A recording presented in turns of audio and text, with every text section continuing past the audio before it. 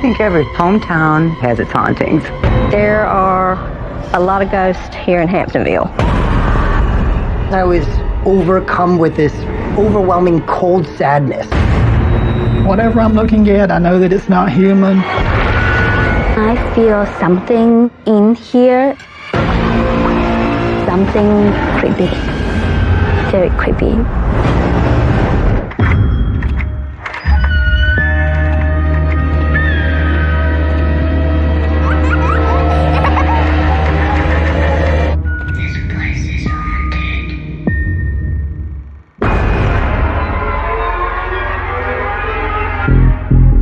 Across America, many idyllic towns and cities conceal a dark past. Amongst the living, tortured spirits lurk. Souls warped and twisted by trauma and pain, doomed to suffer for eternity. An hour outside central Manhattan lies the village of Warwick, New York. A charming community filled with historic properties, surrounded by apple orchards and rolling fields. Warwick has always been just a great kind of farm town, very peaceful and quiet and quaint, kind of like a Norman Rockwell type painting. Warwick has its own special character to it, its own special tone. It has its own little energetic pull. But beneath its quaint exterior, dark energy permeates the land.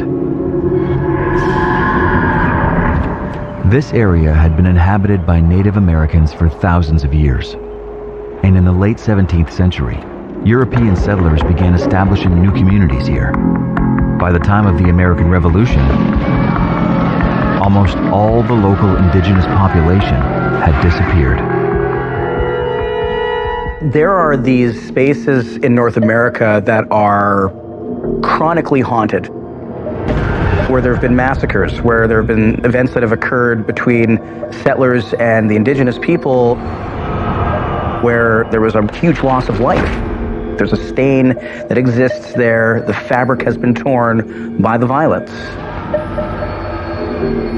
And I think that this particular space is one of those. Just outside the village stands one of Warwick's most iconic historic buildings, the Vale House. An original settler farmhouse, the building was owned by the Vale family from the 1920s to the late 70s.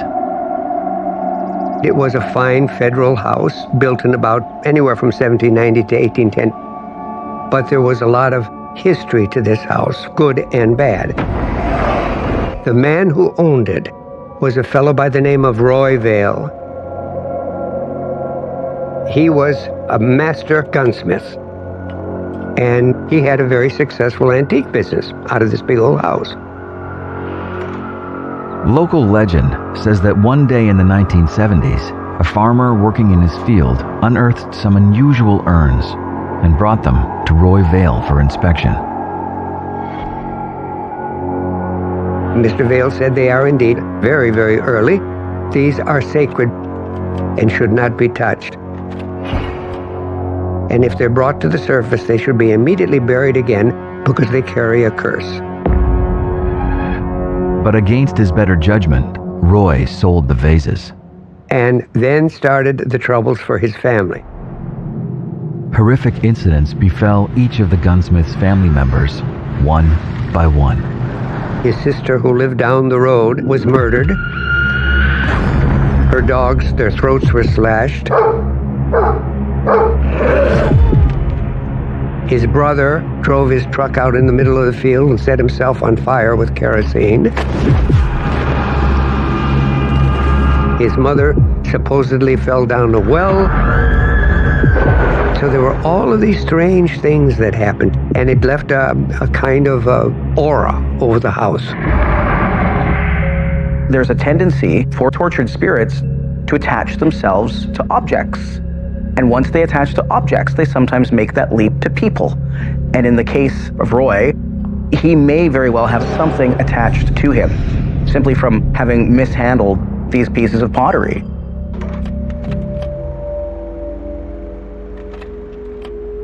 Roy Vale passed away in 1979. And a few years later, the house was bought by a local family who turned the heritage property into a restaurant, now known as Silvio's Villa. Today, the restaurant is run by Frank and Valentina Muto. Valentina, interview take 2, Mark. My name is Valentina Muto. I grew up in South Italy. Frank is my husband. We own the restaurant. It's been 14 years now. It's been a family-owned and operated restaurant for over 30 years. My father and his brother, Benny and Silvio, opened it up in 92, 93. When I got here, it was a little bit strange in the beginning. The first time I walked in here, I felt like there was something in the place, something creepy, very creepy. Before I moved here, I did not believe in ghosts. A few weeks after starting at the restaurant, a series of terrifying events shatter everything Valentina thought she knew.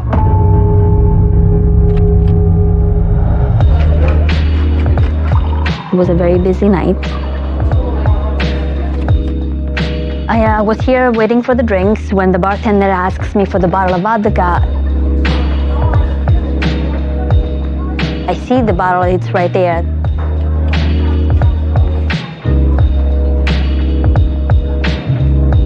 And he says, no, the bottle of vodka, it's not there.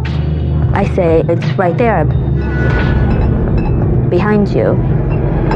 And then all of a sudden, the bottle flows off of the shelf, hitting the bartender, and the bottle shatters on the floor. I was pretty shocked at what I just saw. I cannot believe what just happened, and I didn't even know how to explain it. Having a bottle fly across the room like that indicates a negative energy, but also a violent spirit. There's clearly a tortured spirit that wanted her attention, but in an aggressive manner. This could be a way of connecting with a human, trying to let her know that the spirit is there.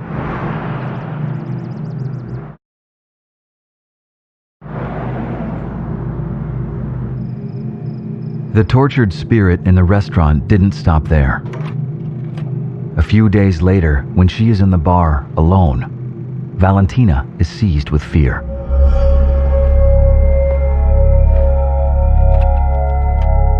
So we were finishing the night.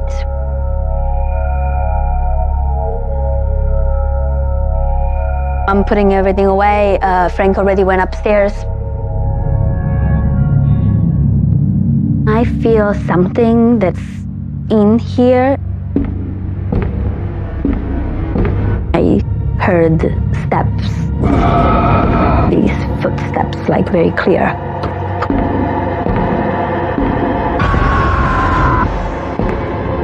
I felt a presence. It's like very big male presence.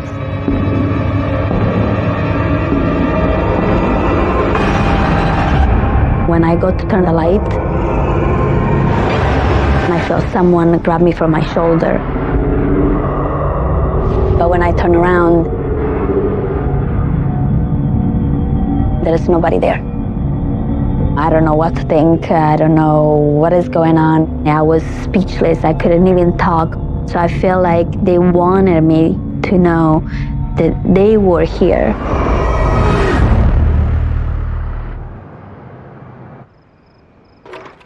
The occurrences in the restaurant escalate, and the spirits begin to torment other members of the Muto family.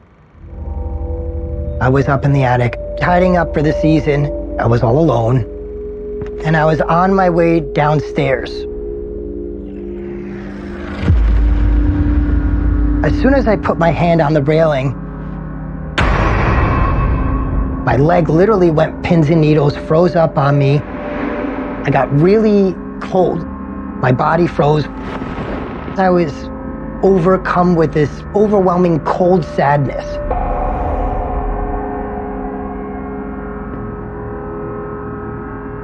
I looked over, and above my head, over the single doorway, there's a sign that says Roy Vale. I had never seen this sign, ever. It really freaked me out. We've owned the restaurant over 20 years, and not anyone in my family, my wife, any other random employee that had ever been in the attic had ever seen that sign. As scary as it was for me, I kind of felt that it was a sign. What exactly that means, I don't know. The spirit was trying to get their attention, and they're saying, I'm here. I want to reach out, and I want to communicate with you, but my options are limited. Just imagine how frustrating it is. You can't communicate with people, even though you can clearly see them. They don't understand you, and in this case, you have a spirit that is a tortured spirit. That level of frustration is obviously ramped way up because you're carrying this anguish, this despair, this sadness, and now no one is aware that you're there. Roy Vale's paranoia over not returning the sacred urns and his family's subsequent horrific deaths convinced him that he was cursed. Rumor has it he was filled with so much pain and guilt that one night Roy took his own life with one of his guns.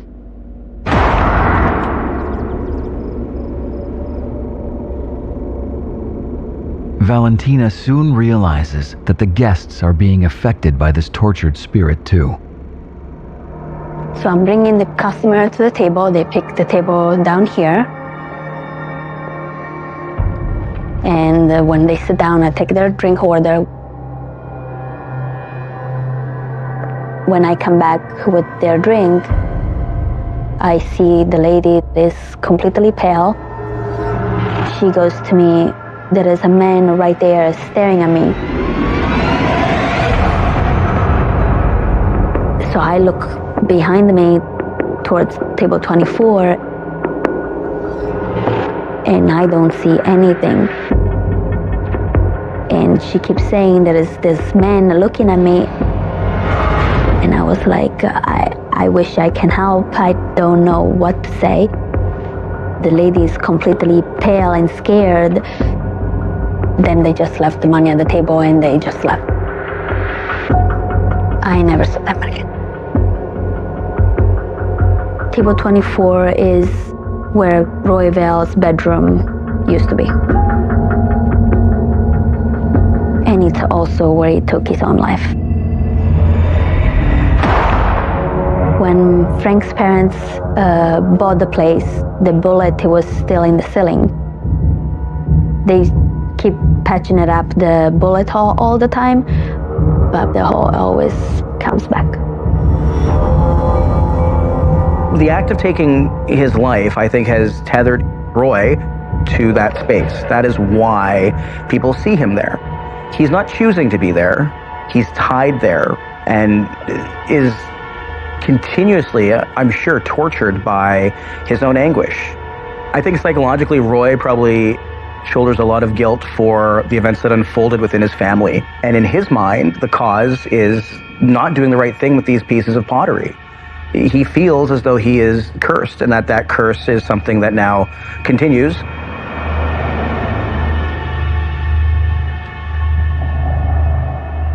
Valentina and Frank continue to be plagued by strange events, but are determined to stay strong. We put our blood and sweat and tears into this restaurant. We learned to coexist with the spirits that are here. And we are not afraid. We will hold on to this place as much as we can. It's part of our family, it's our life, and we will never give up.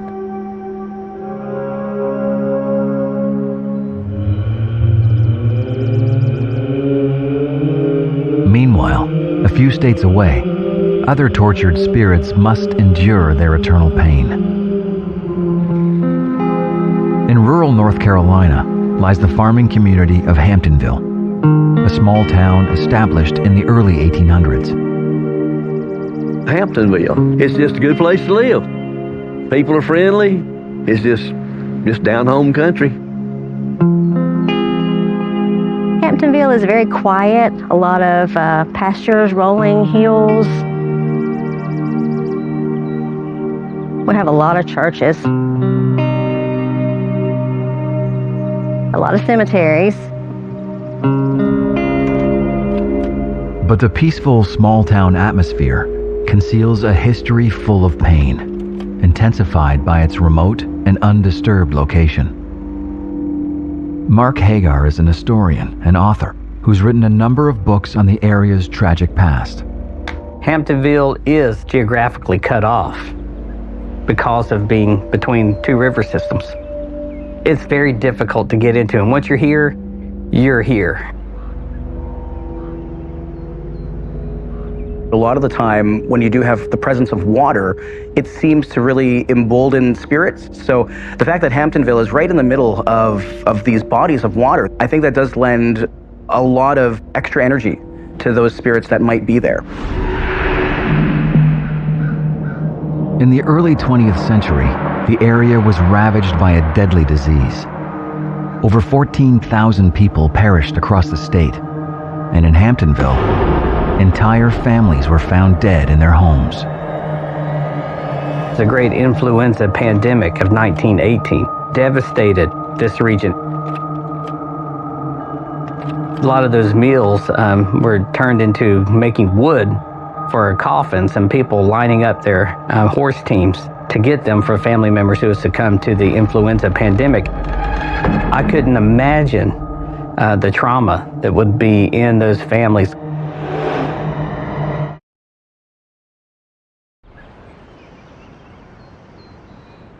On the edge of town stands a large brick building, the site of the former Trevette Clinic.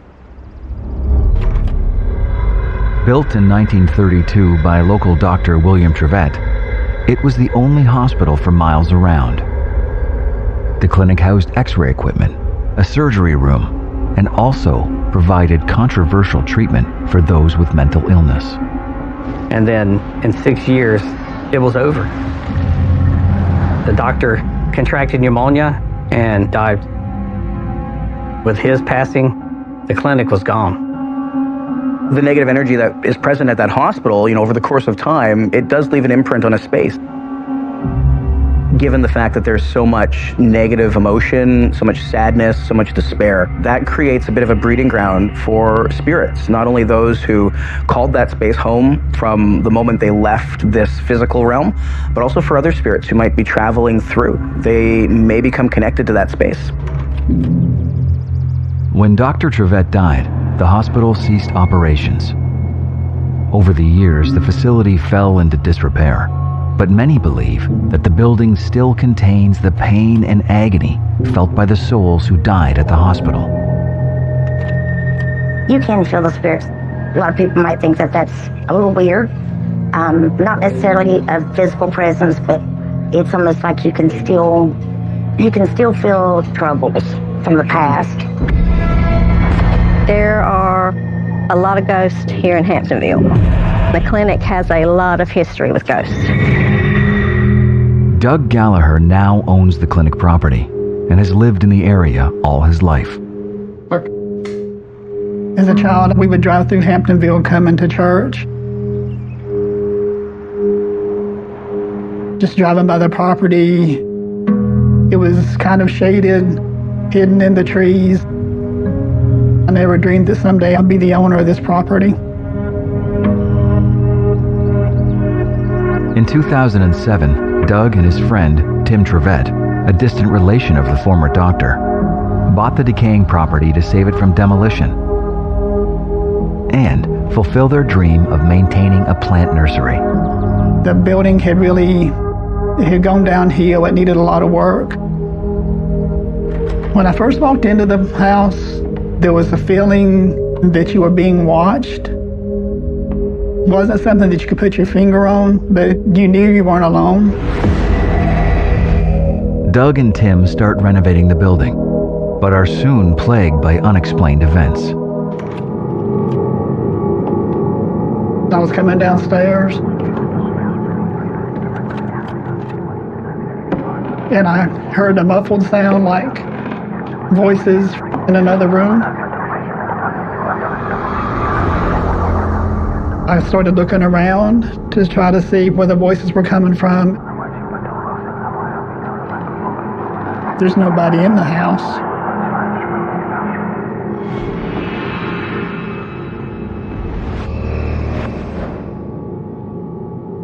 I heard something upstairs moving. And then I hear an elderly woman's voice.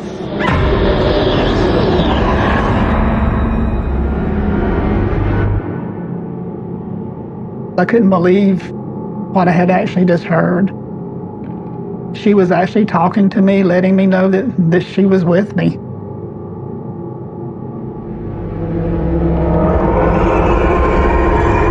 Renovation, remodeling, any sort of change to a space will absolutely generate paranormal activity because this was their home. This is where they were daily. And so for someone to come in and start to adjust things, it's gonna upset them. Immediately the spirit wanted to make it clear that they were there. And they made it a point to say, we're here and not I am here. So that lets me know that there's multiple spirits in the space. It's no surprise that once Doug started to do renovation, that the paranormal activity increased. When this was a clinic, the room at the top of the stairs to the right was the operating room. And the operating room, they did all kinds of surgeries. The operating table would have probably been right in this area. And then there is one spot of blood on the floor at the foot of the bed that remains. In the operating room, Doug finds a number of disturbing medical remains that the former occupants left behind. This is one of the needles that we found on the property. There were body parts that had been preserved in jars. It's kind of creepy if you think about it.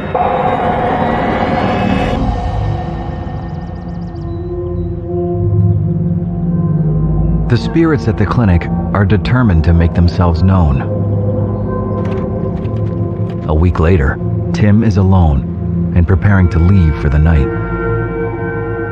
I just finished fixing the gate and getting ready to close for the evening.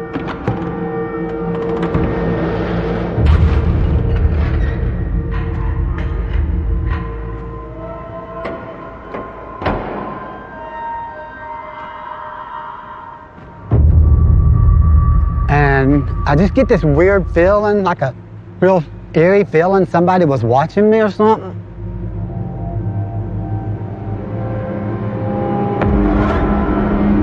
I looked up toward the house and these images in the window. What is that? Then I realized it was like people just staring down at me from the window.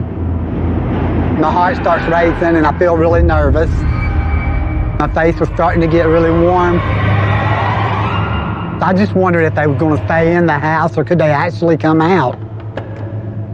It was just kind of eerie, so I just got in the car and left.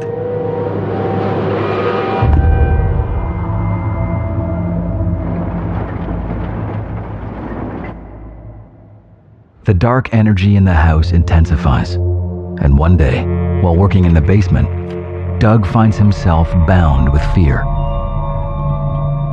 Most of the time, we didn't go down to the basement by ourselves. It was a really creepy area. This is really dark and musty. What's the feeling in the basement? This is probably one of the scarier places in the house. So we'll go downstairs and let you see. You may get a little nervous, so just be cautious. There's a lot of memories in this space, and there are probably not a lot of good memories because it was in this corner where people were chained to the wall when they were being treated for any kind of mental illness. The shackles, there were sets. A set on this wall, and then another set on this wall, where the people were actually chained hands and feet to the wall.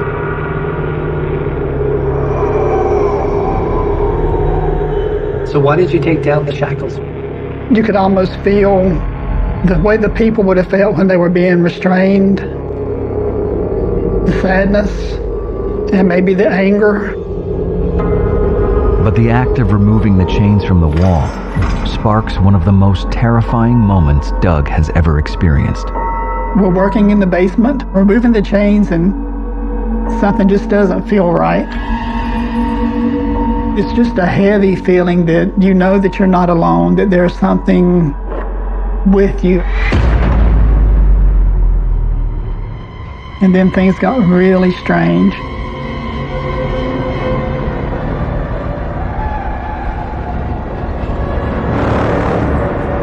I could see shadows moving.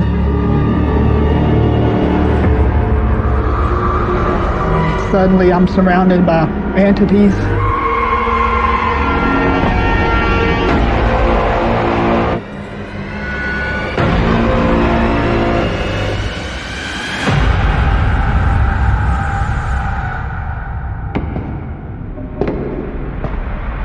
And needless to say, I've never climbed those stairs faster. These shackles would have held at some point patients, people who perhaps were dealing with mental health issues. There would have been a lot of fear, a lot of anguish. It would have felt like they were being tortured. A shackle that's brushing against the arm of somebody who is in a very deep, dark, emotional state, it's going to pick up some of that energy. It's going to hold it. And Doug was feeling all of that.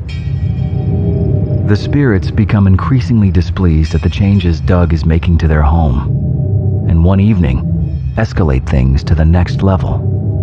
I come upstairs, I'm standing here, and it was like something just kind of drew me towards the doorway. And I see a dark shadow in the doorway. It's the size of a big man. Whatever I'm looking at, I know that it's not human. The shadow races toward me. It's up in my face.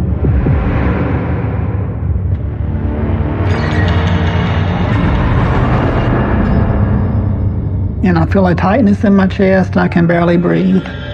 Like I'm getting ready to pass out or something. The feeling was just really strange. I think they were using that opportunity to possess me.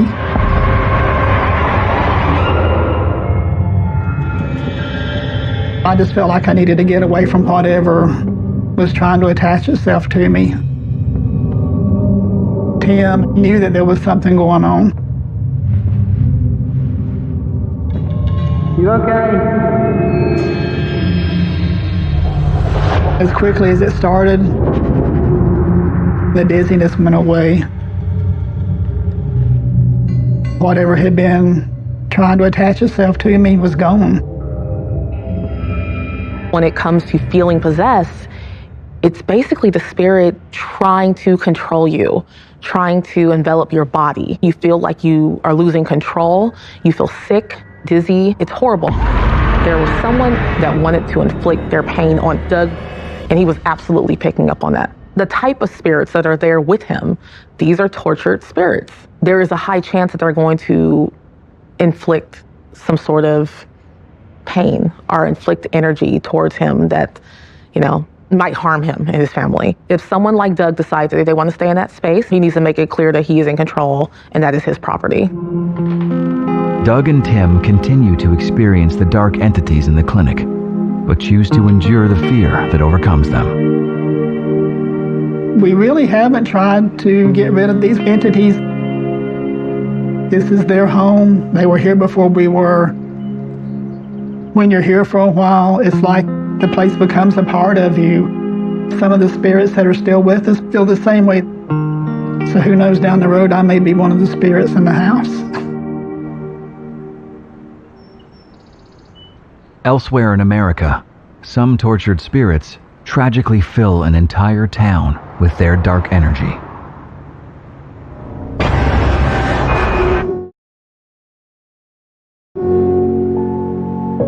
On the southern shore of Lake Erie lies the small town of Euclid, Ohio. For 200 years, Euclid has been a growing middle-class town filled with hardworking residents. It's very blue-collar, family-oriented. There's a lot to do. We've got the lake right by us. It's just a very nice, comfortable town. Euclid was first settled in the late 1790s. We're a very proud Midwestern hardworking city. We're happy with our lake in our backyard. That's like a little taste of luxury for us hardworking people here. But Euclid's past hasn't always been so luxurious. The city grew so rapidly in the early 20th century that new homes and railroads had to be built anywhere they could, even on already occupied land. Early settlers had multiple family burial plots, which were swiftly built over, with no regard for those laid to rest there. Burial grounds are sacred, and to have someone bulldozing or building property over sacred land or disturb it in any way can absolutely conjure up tortured souls and paranormal activity. The newly expanded city continued to attract dark energy, and in the 1930s, a string of horrific murders occurred along Euclid's picturesque lakeshore. The torso murders took place in the general Euclid area between 1935 to 1938. There were at least 13 victims. All of them were decapitated and mutilated. The decapitated torsos were unidentifiable. Body parts, limbs, and organs were found along the train tracks, with torsos even washing up on Euclid Beach. People were scared from it, definitely traumatized from it. The torso murderer was never found. The case, even today, still remains unsolved. The victims of these crimes, their spirits very likely remain in those spaces. A lot of that fear and anguish probably continued in the spirit world. They would have met their end abruptly, so they are now kind of wandering, looking for an explanation. Local residents still feel the impact of the horrific past, experiencing dark energies in locations all across the city today. Certain parts of Euclid can be haunted. At Sam's Park, the road that goes down to the pier, like weird noises that comes out of the woods. It can be some good spirits, it can be some bad spirits. It can be some spirits that's been tortured, just trying to get your attention. So Euclid may be haunted. Historical misery and economic conflict can lead to someone who walked these grounds years ago still having some scores to settle. Maria Miller grew up in Ohio, and like many hard-working residents, fell in love with Euclid's beautiful beaches and affordable family homes. 5 years ago, she and her partner Mark happily moved into what they thought was their dream house. The first time that I saw this house, I fell in love with it. I love being in my backyard at the end of the day. When the sun starts going down, I see the light coming through the leaves. It feels safe and it feels comfortable. I love being outside here. But inside, that's a totally different story. Immediately after moving in, Maria begins to feel things aren't quite right. The atmosphere in the house is really dark and oppressive. When I'm inside this house, I feel very uncomfortable. I feel as if the walls are closing in on me. When we moved into this house, my life started to fall apart. One evening, the oppressive energy in Maria's house takes a dark turn. I was sitting here, watching TV, just doing my thing.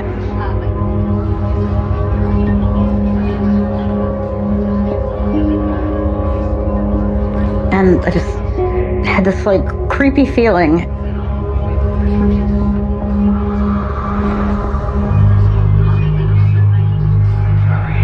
Out of nowhere, I hear a voice. Maria. It sounds like The man is standing a few feet away. Maria! It totally unnerved me.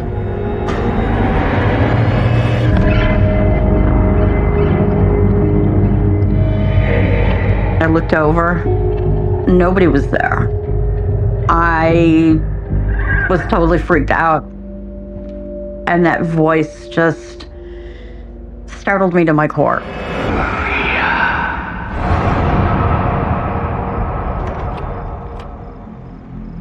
The energy in the house grows stronger, and soon, an entity reveals itself to Maria.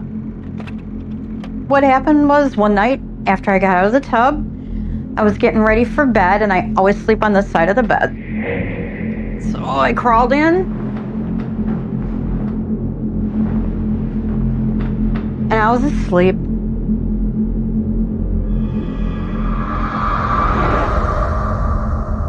Then I feel a pressure on the side of the bed.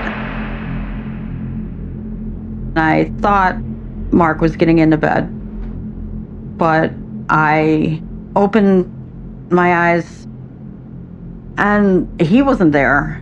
But I have a mirror right there. I looked in the mirror and there was this man. It looked like an old man sitting on the end of my bed. I couldn't see him on the end of the bed. However, I was able to see his reflection in that mirror.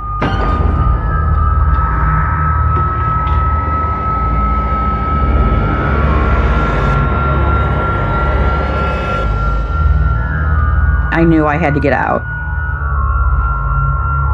So I got up, got out of the room, and spent the night on the chair in the living room from that point. Who do you think that man is? I honestly, I don't know. Could have been somebody possibly buried near here.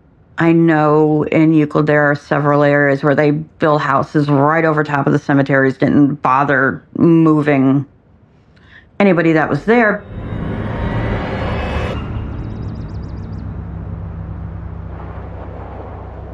The tortured spirit from the grave beneath Maria's house grows restless and soon reaches out to her from the other side.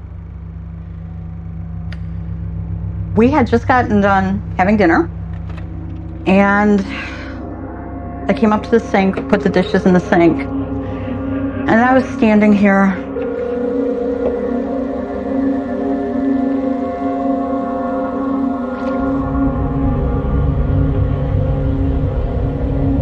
And I heard footsteps.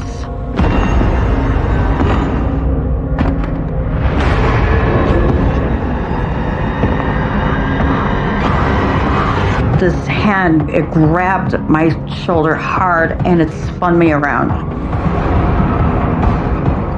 And there was nobody there. And I'm frozen. I didn't know what to think, what to do.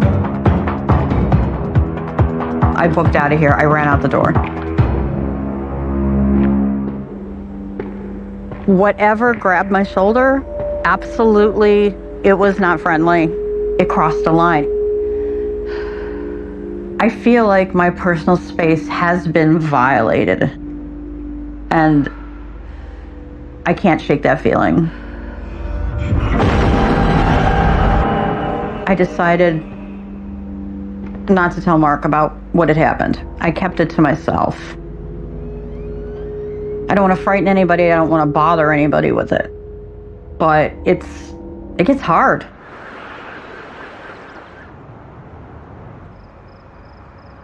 But unbeknownst to Maria, her partner Mark was also harboring a secret.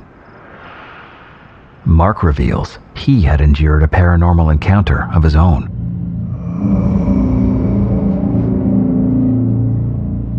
I was sitting here in the chair. I started to smell cherry pipe tobacco.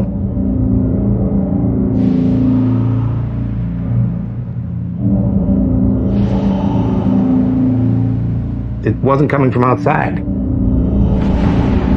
towards the center of the room, the odor was even stronger. And then it was gone. First thing that comes to mind is paranormal. Possibly it was someone who lived in this house at one time. I just don't know. The next night, Maria comes face to face with the tortured spirit in her home. I was sitting right here. My phone was sitting on that part of the couch.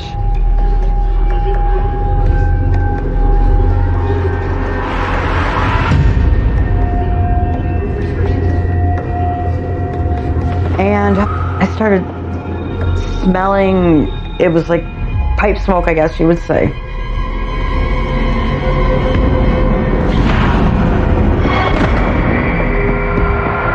Out of nowhere, my phone just flew at me.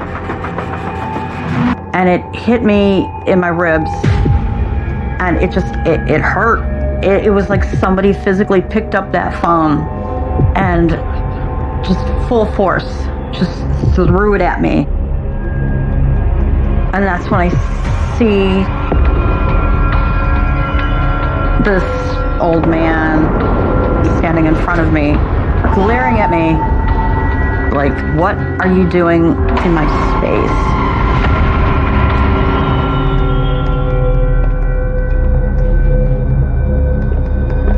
If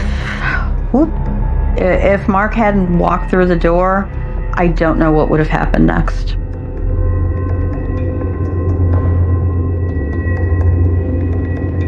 I told Mark everything.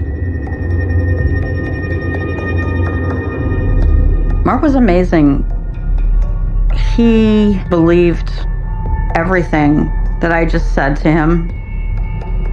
He also told me that he had, in fact, smelled the tobacco himself.